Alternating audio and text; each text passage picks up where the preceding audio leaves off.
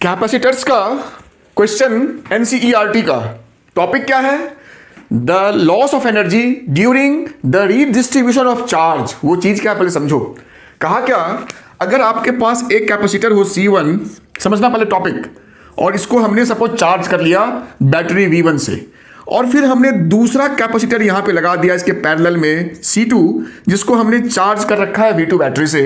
तो जब दोनों को आपस में ऐसे जोड़ते हैं तो जिस पे एक्सेस चार्ज या वोल्टेज होता है वो वहां से भाग करके इस पे या उस पे भाग के यहां आएगा।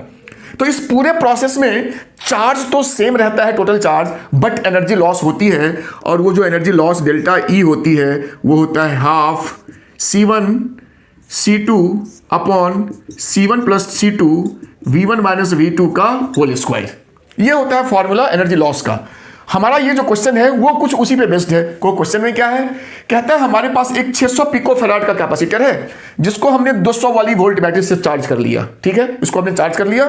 अब इस बैटरी को हमने यहां से हटा दिया और यहां पे एक दूसरा कैपेसिटर हमने C2 लगा दिया जो खुद 600 पिको फैराड का ही है। ये भी 600 पिको फैराड का है, बट इसका जो वोल्टेज V2 है वो 0, मतलब ये अनचार्ज लगाया, इसको चार्ज बिना किए लगाया।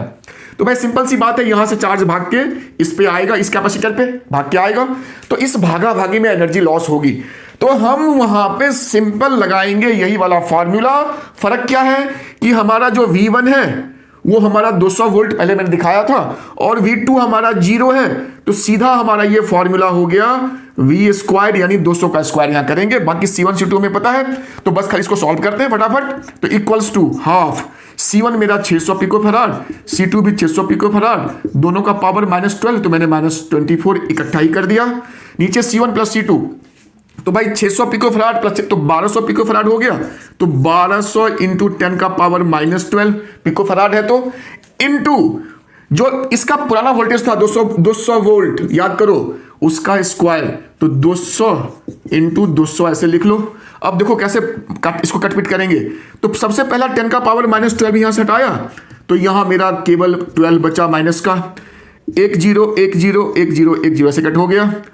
6 दूनी 12, यहां कट के 2 बचा, ये 2 0 2 0 इसका गया और 2, तो 6 0, तो यहां -6 बचा, ये 2 तो नीचे वाले दोनों 2 कट हो गए, तो ऊपर मेरा बचा एक 6 और 10 का, तो 6 इंटू 10 का पावर -6 एनर्जी है, तो जूल।